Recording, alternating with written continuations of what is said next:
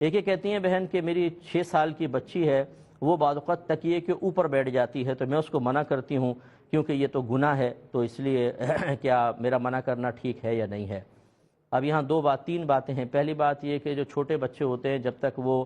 بالغ نہیں ہوتے وہ ان کے نام اعمال میں کوئی گناہ نہیں لکھا جاتا، وہ شرعی احکام کے مکلف نہیں ہیں۔ لیکن اس کا مطلب یہ نہیں ہے کہ ان کو تنبیہ نہ کی جائے، پیار محبت سے ضرور سمجھایا جائے، جیسے رحمت کونین صلی اللہ علیہ وسلم نے خود فرمایا بچہ 7 برس کا ہو جائے نماز کا حکم دو، 10 برس کا ہو جائے تو مار کر نماز پڑھاؤ۔ تو اس کا مطلب یہ ہے کہ اگر وہ بالغ نہیں بھی ہوا تو شرعی احکام کی طرف اس کو لانا چاہیے۔ لیکن کیا اگر وہ گناہ کرتے ہیں بظاہر جو بڑا کرے تو گناہ کہلائے، ان کے نام اعمال میں بھی گناہ لکھا جائے گا تو کوئی گناہ کا تصور نہیں؟ تو لہٰذا پہلا آپ کا یہ خیال بالکل غلط ہے کہ 6 سال کی بچی اگر تکیے پہ بیٹھ جائے تو اس کے نام اعمال میں گناہ لکھا جائے گا۔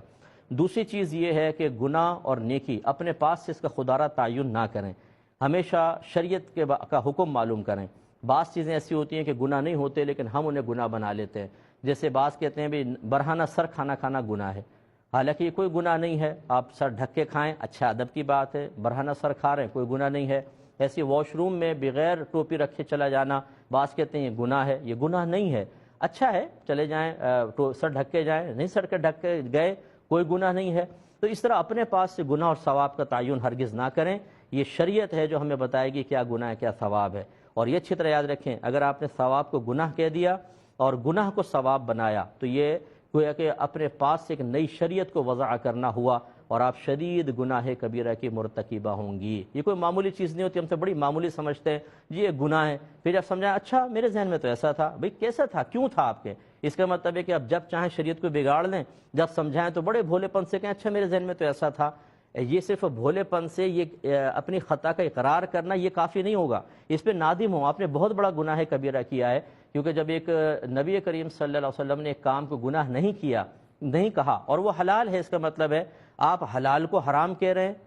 آپ ایک مباح کام کو گناہ کہہ رہے ہیں، تو یہ افتراء علی الشریعہ ہے کہ شریعت پہ جھوٹ گھڑنا، اس پر اللہ کی بارگاہ ہمیں توبہ کرنی چاہیے۔ تیسری بات یہ ہے کہ تکیہ اچھی چیز ہے، ہم اس پہ سر رکھ کے سوتے ہیں لیکن اس کے کوئی ایسے ادب اور احترام کا حکم نہیں ہے۔ خود نبی کریم صلی اللہ علیہ وسلم سے ثابت ہے کہ آپ تکیے کو پشت پہ آپ نے لگایا ہے، تکیے پہ بیٹھنا بھی، جیسے سیدہ عائشہ نے جو پکچرز والا پردہ تھا سرکار نے منع فرمایا کہ اس کو تعظیمہ نہ لگاؤ، تو آپ نے اس کو فرمایا میں نے اس کو تکیے کے اوپر چڑھا دیا اور اس پہ سرکار بعض اوقات بیٹھا کرتے تھے۔